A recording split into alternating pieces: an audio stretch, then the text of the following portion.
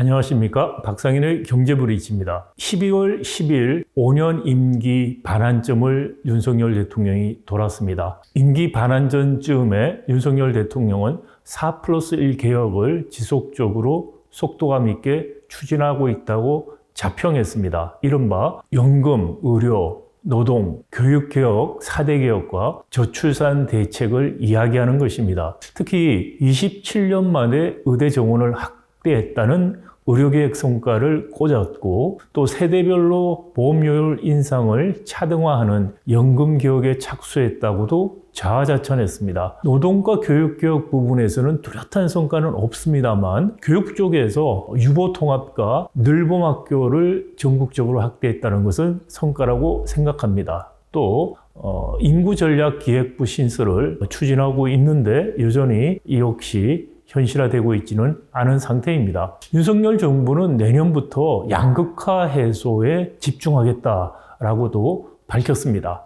사실 윤석열 정부가 정책적으로 잘한 것을 꼽기가 참 쉽지가 않습니다. 그럼에도 불구하고 기준 중위소득을 3년 연속 역대 최대치로 올렸다. 그래서 복지제도 수급 대상을 넓혔고 저소득층 생계급여를 3.8% 인상했다는 것은 평가할 만한 진전이라고 생각합니다. 그럼에도 불구하고 윤석열 정부가 이야기하는 것처럼 전반기가 시장 경제를 회복하고 경제를 정상화하는 과정이었고 그 위에서 내년부터 후반기에는 양극화 이슈를 해소하는 데 초점을 두겠다라는 것은 자가 진단에서 매우 심각한 인지적 오류를 갖고 있음을 보여주는 이야기가 되겠습니다. 건전 재정 기조를 유지했다는 자가 진단을 할 수 있다는 것이 참 놀랍다고 말씀드릴 수밖에 없고요. 그동안의 부자 대기업 중심의 감세 정책으로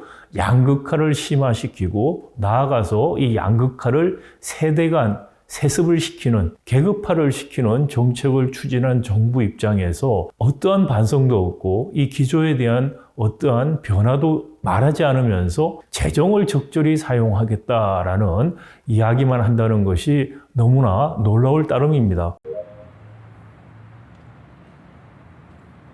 사실 의료개혁을 윤석열 대통령은 27년 만에 정원 확대한 거, 이것을 가장 큰 지적으로 내세우고 싶을 것입니다. 저도 사실 처음에 의대생 숫자를 대폭 확대하는 것을 찬성했습니다. 그런데 사실 2,000명이라는 이 숫자에 집착하다 보니까 마치 이 2,000명이라는 숫자를 타협할 수 없는 절대적인 수치인 것 같은 그런 이야기를 함으로 인해서 불필요한 사회적 비용 또 의료 분쟁들을 지금 낳고 있다는 것입니다. 총 인원을 몇 명 정도 늘릴 것인가라는 합의도 중요하고 이 숫자를 늘리는 것은 사실 단계적으로 늘려가는 것이 합리적입니다. 작년에도 제가 여러 방송 매체에서 이런 말을 한 적이 있습니다. 의료 교육을 시키는 입장에서도 보면 정원을 갑자기 2,000명 늘린다는 것은 매우 사실 부담스러운 일입니다. 첫 해는 예를 들어서 500명, 두 번째 1,000명, 1,500명 이런 단계적으로 늘려가면서 나중에 3,000명까지 늘린다든지 해서 총 인원 늘어나는 것을 맞추면 될 일입니다. 사실 지역 의료, 지역 의대 또는 공공의대에도 확대하는 것이 의료계획에서 매우 중요한 요소 중에 하나입니다. 그러기 위해서는 공공의대라든지 지역 의대들을 신설하고 그 신설된 공공의대나 지역 의대들이 학생들을 뽑을 때까지 걸리는 시차를 고려해서 증원의 숫자를 정하는 것이 합리적입니다. 사실 윤 대통령이 2,000명을 이야기했을 때 총선용이라는 생각도 했었고요. 또 한편으로는 2,000명은 의료계와 협상을 위한 하나의 출발점이라고 대부분의 전문가들이 생각했습니다.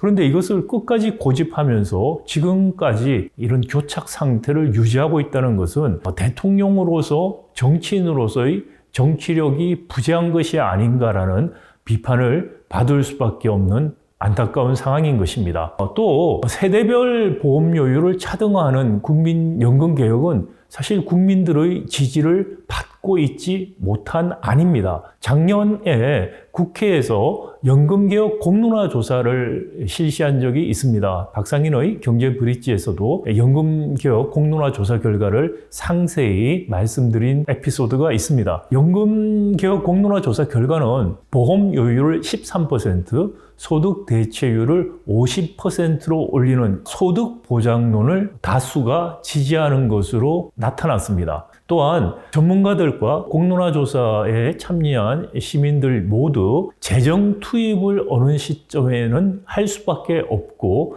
그런 재정 투입이 이른바 연금의 구조개혁에서 핵심이라는 것을 지적한 바 있습니다. 그럼에도 불구하고 윤석열 정부는 연금 구조조정이라는 이름으로 재정 투입은 극히 하지 않겠다는 자세로 일관하면서 오히려 세대별 보험료율 인상을 차등화하는 모든 국민들이 원하지 않는 안을 제시하고 이것을 성과라고 지금 이야기하고 있습니다.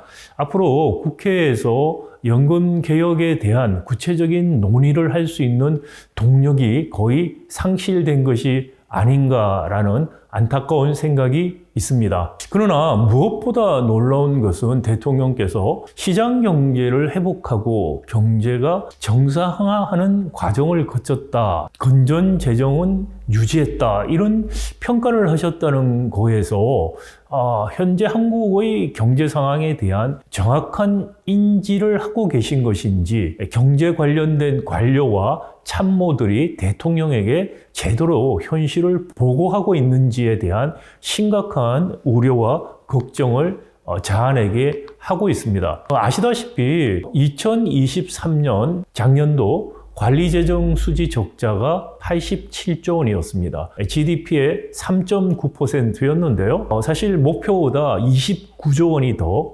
적자가 생겼습니다. 또 세수는 56조 4천억이 결손이 되었습니다.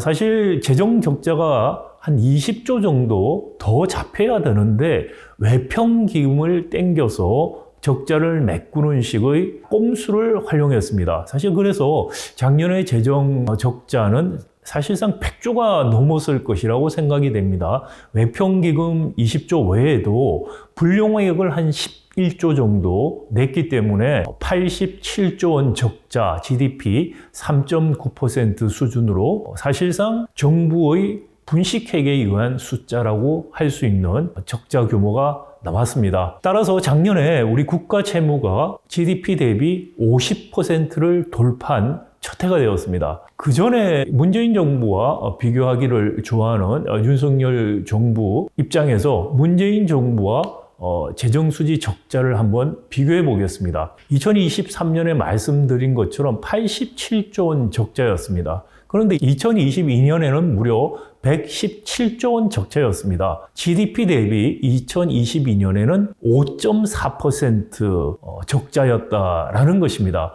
물론 2022년은 이른바 코로나에서부터 회복이 되고 있었던 시기라는 특수성이 있습니다. 그럼에도 불구하고 코로나가 한창이었던 2020년과 2021년에 GDP 대비 관리재정수지 적자가 5.8%, 4.4%였다는 것을 생각해보면 2022년에도 적자 규모가 매우 컸다는 것을 알 수가 있습니다. 2023년 3.9% 적자는 문재인 정부가 코로나 이전에 2019년에 2.8% 적자였던가 비교해서도 무려 1.1%포인트가 더 높습니다. 이른바 재정준칙을 법제화하겠다까지 선언한 윤석열 정부에서 지금 첫 해 22년, 23년 그리고 올해까지 관리재정 수지가 모두 3% 이상이 되는 5.4, 3.9, 올해 예산상 관리재정 수지 적자는 GDP 3.9%였습니다. 그런데 올해도 역시 역대급 세수 결손이 예상됩니다. 작년에 무려 51조 7천억의 세수 결손이 있었는데 올해도 거의 30조 원 정도의 세수 결손이 예상되고 있습니다. 만약에 작년처럼 기금에서 돈을 땡겨 쓰고 또 불용액 처리를 한다라든지 이런 꼼수를 부리지 않고 이 30조 원이 모두 관리재정 수지 적자로 기록이 되게 된다면은 올해도 역시 GDP 대비 관리재정 수지 적자가 5% 안팎으로 높아질 가능성이 큽니다. 말씀드린 것처럼 작년에도 그런 20조 원 외평채 기금에서 가져온 거라든지 한 10조 원 불용액 처리한 것들을 고려하면은 작년에도 사실상 관리재정 수지 적자가 거의 5%에 육박합니다. 즉 무슨 말씀을 드리냐면은 코로나19가 지나고 전 세계 모든 나라들이 국가 부채를 줄이기 위해서 2023년부터 국가 부채 수준을 줄이기 시작했는데 윤석열 정부는 굉장히 심각한 재정 적자를 기록하면서 국가 부채가 매우 늘어나고 있다는 것입니다. 문재인 정부 때 있었던 코로나19 시기를 제외한 나머지 기간하고 비교를 해보면 윤석열 정부가 과연 재정의 건전성을 유지했다라는 스스로의 평가를 내릴 수 있을지 너무나 의문스럽습니다. 윤석열 정부에서 이런 재정 적자가 심각하게 발생한 이유는 우리 경기가 나빴다 또는 성장률이 저하됐다는 측면이 하나 있습니다. 또 다른 측면은 윤석열 정부가 이런 경기 하강 국면에도 불구하고 대규모 감세를 연속적으로 하고 있다는 것입니다. 2022년에 부자 기업 감세를 시행해서 이것이 2023년에 효과가 나타나면서 대규모 세수 결손이 발생했던 것입니다. 물론 2023년은 여기에 더해서 반도체 경기가 매우 안 좋음으로 인해서 법인세가 대폭 내렸던 것도 있습니다. 그럼에도 불구하고 이윤을 낸 기업들조차 법인세를 내지 않을 만큼 감세를 많이 해줬다는 것입니다. 구간별로 세율을 1% 인하했을 뿐 아니라 예를 들어서 해외 법인에서 이윤을 남긴 것을 국내에 송금하면은 법인세를 면제해주는 그런 조항을 만들어줬습니다.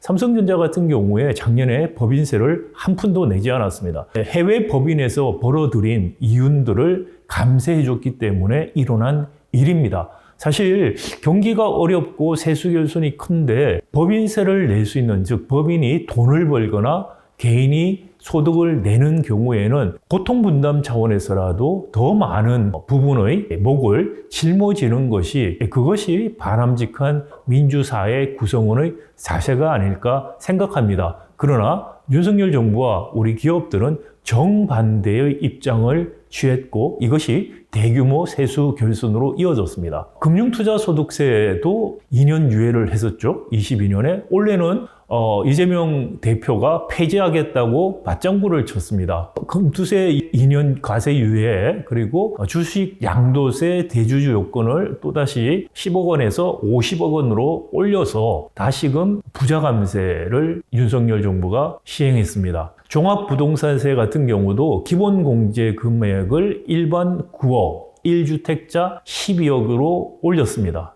세율 역시 2주택자, 3주택자 세율을 대폭 낮춰줬습니다. 기업 상속 공제라는 명목으로 부자들이 사실 중소중견기업을 하시는 분들이 기업의 부를 세습할 수 있는 그런 환경을 마련해 주기 위해서 적용 범위 또는 향후에 기업을 계속해서 유지해야 되는 조건들을 완화시켜 준다라든지 이런 여러 가지 법안들을 통과시켰던 것입니다. 따라서 이 당시 국회 예정처에서는 2022년 이 의결된 개정세법에 따라서 2023년에서 2027년 동안에 64조 4천억 정도의 세수가 감소할 것이라고 전망했습니다. 연평균 13조 원에 해당하는 숫자입니다. 민주당 고용진 의원실에 따르면 24년 세금 감면액은 23년 대비해서 7조 6천억이 늘어날 것이라고 전망했습니다.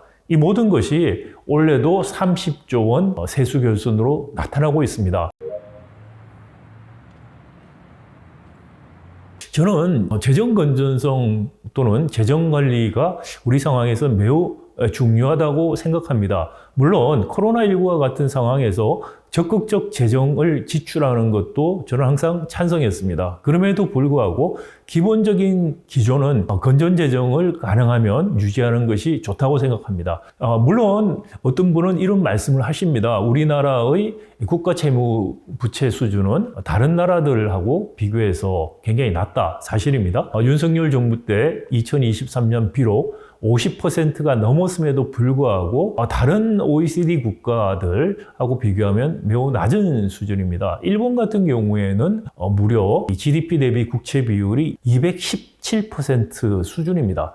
그런데 한 가지 유념할 것은 일본이 잃어버린 30년에 들어가기 시작한 1994년만 하더라도 국가 부채 비중이 GDP의 56% 수준에 불과했다는 것입니다. 이것이 20년이 지나면서 거의 4배 가까이 늘어나게 됩니다. 즉 경제 위기라든지 경제가 나빠지기 시작하면은 재정 건전성을 유지하기 매우 어렵다는 것입니다. 우리도 지금 제조업 위기라든지 탄소 중립과 아리백 대응에 실패해서 제조업 공동화가 일어나기 시작한다면은 거기에 따르는 재정 부담이 눈덩이처럼 늘어날 것이고 일본과 같은 저런 수치를 우리가 보게 될 수도 있다는 것을 유념해야 됩니다. 나아가 우리는 일본이라든지 OECD, 특히 EU 국가들과 달리 고령화 속도가 빠르고 또 어떻게 보면 고령화가 진전된 수준을 따지자면은 우리는 지금 따라가고 있는 입장입니다. 다시 말씀드리면 일본이나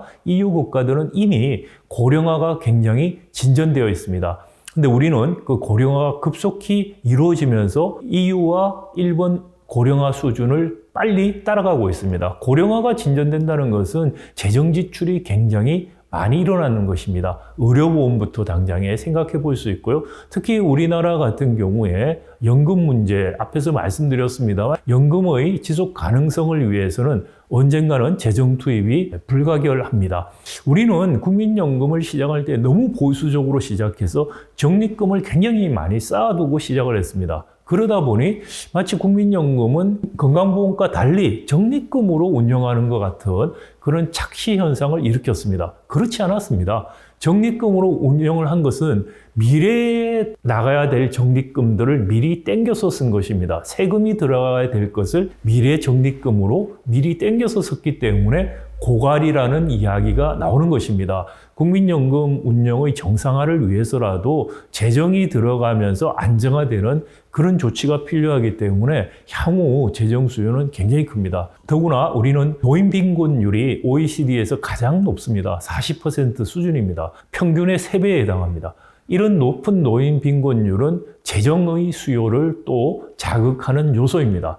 다시 말씀드리면 향후 재정에 대해서 구조적인 측면에서 볼 때 재정 지출은 굉장히 커질 수밖에 없는 상황입니다. 그런데 지금 이렇게 윤석열 정부처럼 감세 위주의 정책으로 재정 적자를 이렇게 많이 내게 된다면 향후에 우리 재정이 과연 지속 가능할 수 있을까라는 심각한 문제 제기를 하지 않을 수 없습니다. 상황이 이런데도 불구하고 건전재정 기조를 유지했다라는 이야기를 한다는 것을 제가 기를 의심할 수밖에 없습니다. 이 정도 되면 건전재정, 재정준칙 말을 하고 했지만 실제로 못 지켰다, 죄송하다라고 이야기하고 건전재정 유지하기 위해서 그동안 잘못했던 감세 정책을 되돌리겠다라는 이야기를 해야만 그게 설득력 있고 진실성 있게 들리지 않을까라는 생각이 듭니다. 윤석열 정부 반환기 즈음에 청와대 정책실장이나 기재부 장관이 윤석열 정부의 자랑글로 물가 안정을 또 꼽았습니다. 사실 이런 통계를 이야기할 게 너무나 자의적인 발췌를 통해서 비교도 유리한 것만 해서 잘했다는 식의 자아자찬을 한다는 것은 사실 조금만 팩트 체크를 하면은 얼마나 어이없는 이야기인지 드러나고 또 나아가서 정책의 신뢰 그 이야기를 하는 당국자의 입에 대한 신뢰 문제를 야기한다는 것을 알아야 합니다. 물가가 안정적으로 관리되고 있다라고 이야기한 이유는 9월달, 10월달 소비자 물가 상승률이 1% 수준으로 떨어졌다는 것입니다. 1.6, 1.3%로 떨어졌습니다. 사실 올해 물가 상승률이 평균 한 2.4%, 2.3% 수준으로 예상이 되고 있습니다. 작년에 3.6%였고 22년에 5.1%에 비하면 상당히 안정이 되고 있습니다. 인플레이션이 좀 심해졌다가 안정기로 돌아가는 것은 사실 우리나라만의 현상은 아닙니다. 많은 OECD 국가나 미국의 경우를 보더라도 2022년에 굉장히 물가가 치솟다가 지금은 다시 물가가 안정되는 국면으로 돌아가고 있습니다. 근데 상대적으로 유럽이라든지 미국과 비교해서 우리가 인플레이션이 2022년에 그렇게 높게 올라간 것도 아니고 내려간 수준도 따지면은 상대적으로 우리 수준이 더 낮다는 것을 가지고서 물가 관리를 안정적으로 했다. 즉 22년, 23년, 24년을 비교해서 OECD 국가나 미국보다는 물가 수준이 낮았기 때문에 안정적인 관리를 했다. 라는 말을 하는 것 같습니다. 그런데 사실 우리나라 물가 수준은 미국과 OECD 국가들에 비해서 상당히 낮은 수준을 항상 유지했습니다. 이것은 소비자 물가 지수 측정에 우리가 문제가 있을 수도 있는 것이고 또는 다른 경제적인 요인 때문에 우리 물가 수준이 낮을 수도 있습니다. 미국이나 유럽에서는 2% 인플레이션을 타겟팅을 하는데 우리는 과연 2%냐? 2%보다 낮을 경우가 더 많습니다. 예를 들어서 문재인 정부 때 보시면 2017년에서 인플레이션이 1.9%, 18년 1.5%, 19년 0.4%, 20년 0.5%, 21년 2.5% 수준이었습니다. 19년과 20년은 거의 0.4, 0.5% 굉장히 낮은 수준이었고요. 그 전에도 2% 밑의 물가 상승률을 가지고 있었습니다. 따라서 2020년 또는 코로나19가 터지기 전에 2019년에 0.4% 그리고 코로나19 이후에 재정 지출 때문에 물가가 많이 올라간 22년에 5.1% 상승을 비교해 보시면 사실 21년과 2년 사이에 물가가 굉장히 많이 올랐습니다. 그러니까 이 상대적인 증가율을 생각하면은 우리도 굉장한 인플레이션을 겪었다는 것이고요. 그것이 다른 여러 나라들처럼 23년, 24년에 어느 정도 안정화되고 있습니다만 여전히 18년, 17년하고 비교해 보면 올해도 높은 수준이고 내년에 지금 KDI에서는 1.6%를 예상하고 있습니다만은 이것 또한 트럼프 집권에 의해서 고환율이 오면서 수입 물가 등이 높아지면서 이 수준을 유지할 수 있을까에 대한 회의적인 이야기들이 이미 나오고 있습니다. 이런 상황임에도 불구하고 물가를 안정적으로 관리했다고 스스로 이야기하는 것은 참 어떻게 보면 자기들에게 유리한 몇 가지 정보를 발췌해서 비교 대상도 유리한 비교만 하고 있는 신뢰할 수 없는 그런 이야기를 하는 것이다 라고 비판하지 않을 수 없습니다. 사실 2023년과 또 내년도에 물가 상승률이 1% 수준으로 낮아질 거라고 생각하는 이유 중에 하나는 바로 근로자들의 희생에서 비롯된 것입니다. 그림에서 보시는 것처럼 2023년에 실질임금이 줄어들었습니다. 그리고 24년에도 실질임금이 마이너스를 기록할 것이라는 것입니다. 즉 인플레이션보다 임금 상승률이 낮다는 것입니다. 인플레이션보다 임금 상승률이 낮음으로 인해서 사실 물가를 잡는데 근로자들의 희생이 사실 굉장히 큰 목을 차지했다는 것이고 달리 이야기하면 이런 실질 임금이 낮음으로 인해서 내수, 가계의 소비 지출 여력이 점점 없어지고 있다. 그래서 내수 부진으로 이어지고 있다는 것입니다. 이런 식으로 실질 임금을 낮추는 식으로 물가 관리를 한다라든지 이 실질 임금을 낮추는 정책들이 과연 장기적으로 봤을 때 또는 단기적으로 봤을 때 내수 회복과 지속적인 성장에 도움이 되는 정책인가에 대해서 다시 한번 생각해 봐야 됩니다. 이 와중에 내수가 침체되면서 자영업자들은 매우 어려워지고 있습니다.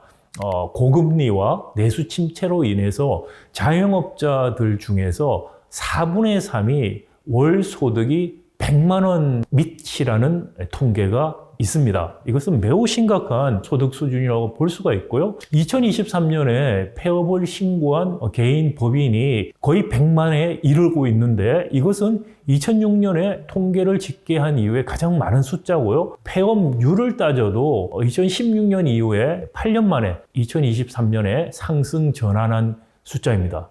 여기에 더해서 연체액을 보면 2024년 1분기 기준으로 자영업자들의 연체액이 총 15조 5천억에 해당합니다.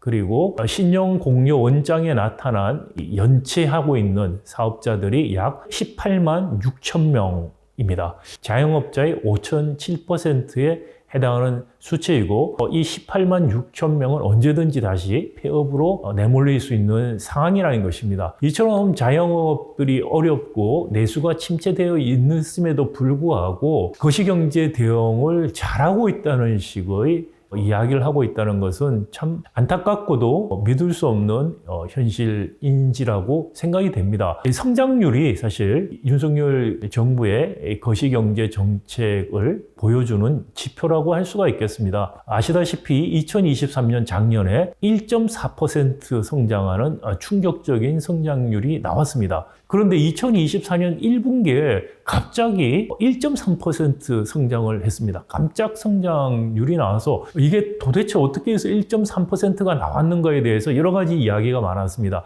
아마 가장 유력한 것은 2023년에 워낙에 안 좋아서 이른바 기저효과 때문에 반짝 급등한 게 아닌가라는 생각이 듭니다. 그런데 2분기에는 다시 마이너스 0.2로 떨어지고 3분기는 0.1% 미치고 있습니다. 올해 정부가 예상했던 성장률은 2.6%였습니다. 그런데 최근에 KDI는 2.2%로 0.4%포인트를 줄였습니다.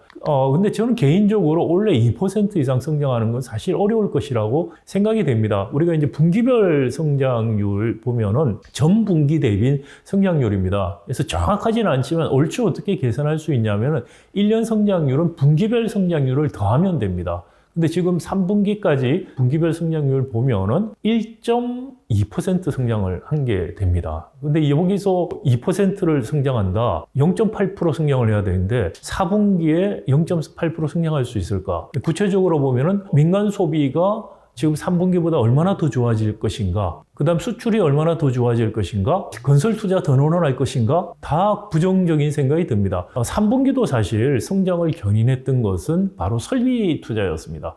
그런데 설비 투자도 지금 굉장히 부진할 가능성이 큽니다. 특히 반도체 같은 경우에 삼성전자가 평택에 짓고 있던 P4, P5 라인들 투자를 중지했습니다. 이것이 설비 투자에도 영향을 미칠 것이라는 생각이 듭니다. 이래서 사실 2% 이상 올해도 성장하기 어려운 2년 연속 1%대 성장을 할 수 있지 않을까라는 아주 불길한 예상을 하게 됩니다. 이런 종합적인 성적표를 받고서도 지금 경제가 정상화되고 있고 그리고 내년부터는 불평등 문제, 양극화 문제에 초점을 맞추겠다고 이야기하는 것이 너무나 안이한 인식이라는 비판을 아니할 수 없습니다. 양극화 문제에 초점을 맞추겠다는 대통령의 말씀 자체는 저는 공감하고 잘 생각했다고 생각합니다. 그런데 이거 역시 경제 현실과 딴판으로 전반기에 재정 안정 기조가 유지됐다, 정상화됐다 이런 이야기를 나중에 할 것이냐라는 우려부터 먼저 들은 것입니다. 왜냐하면 이 양극화를 해소하기 위해서 재정을 잘 쓰겠다라고 했는데 당장에 내년 예산에 안에 이런 것들이 전혀 반영되어 있지 않습니다. 자, 그러면 재정을 잘 써서 양극화 문제를 우리가 해소할 수 있을까라는 질문을 던져볼 수 있습니다. 우리 양극화 문제는 구조적인 문제입니다. 임금 양극화, 자산 양극화 문제를 해결해야 됩니다. 임금 양극화는 기본적으로 우리 노동시장의 이중구조, 대기업, 중소기업의 임금 격차에서 비롯됩니다. 정규직, 비정규직의 임금 격차에서 비롯됩니다. 왜 대기업, 중소기업 임금 격차가 우리만 유독 이처럼 심할까요? 이것은 우리 전속적인 하청구조에서 비롯되는 것입니다. 단가 우려치기, 기술 탈취로 인해서 대기업 1차 밴더, 2차 밴더로 내려갈수록 수익률 격차가 커지고 이것이 임금 격차의 고스란히 반영되고 있습니다. 또 대기업들이 경제가 좋아서 새로 일자리를 뽑으면 정규직을 뽑지 않고 비정규직을 뽑습니다. 대기업 비정규직에 갈지 아니면은 그 밑에 하청 1차 하청에 정규직을 갈지를 선택합니다. 고로 1차 하청의 정규직 임금이 대기업 비정규직 임금과 거의 같아지는 현상입니다. 정규직 비정규직 임금 격차도 결국은 이 전속적 하청 구조에서 오는 단가 후려치기의 결과라는 것입니다. 이 전속적 하청 구조를 바꾸는 경제 구조 개혁을 하지 않고서는 이런 노동시장의 이중 구조 그리고 임금 소득의 불평등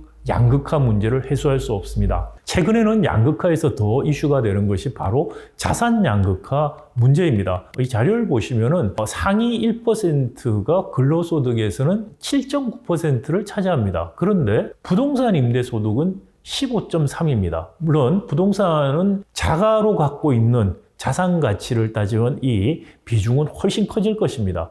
금융소득 보시면 이자소득은 상위 1%가 46.5%, 배당은 무려 70.2%를 차지하고 있습니다.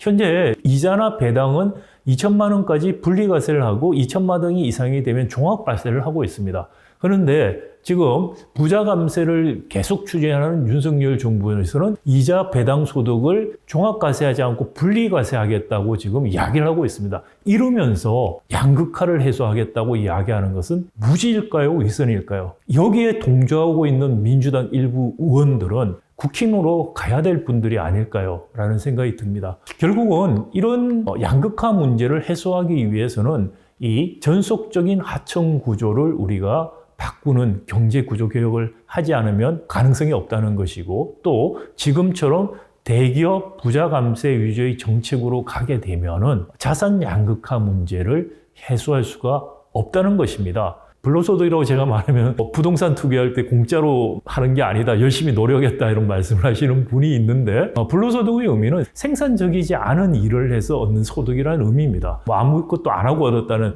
문자 그대로의 의미가 아니고요. 사회에 생산적인 기여를 하지 않는 방식으로 얻는 소득.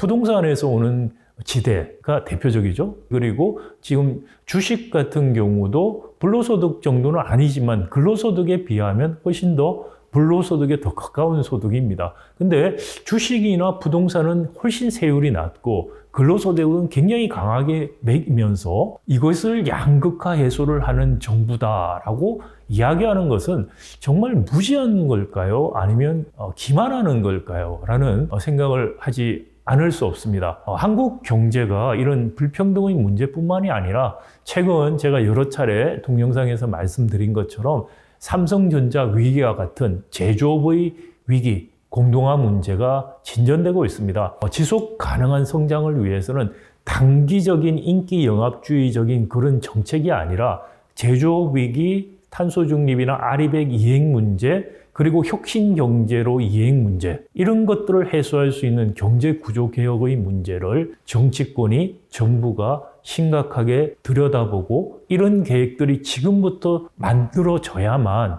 앞으로 다가올 진정한 위기를 우리가 극복하고 지속 가능한 성장을 할 수가 있는 것입니다. 윤석열 정부 이제 반인밖에 안 지났습니다. 지금 2년 반 동안에 잘못했던 것들을 바로잡는 시간으로 삼아야 합니다. 그러기 위해서 무엇보다도 왜곡되고 황당한 현실에 대한 경기에 대한 인식을 바로잡는 것부터 시작해야 된다고 생각합니다.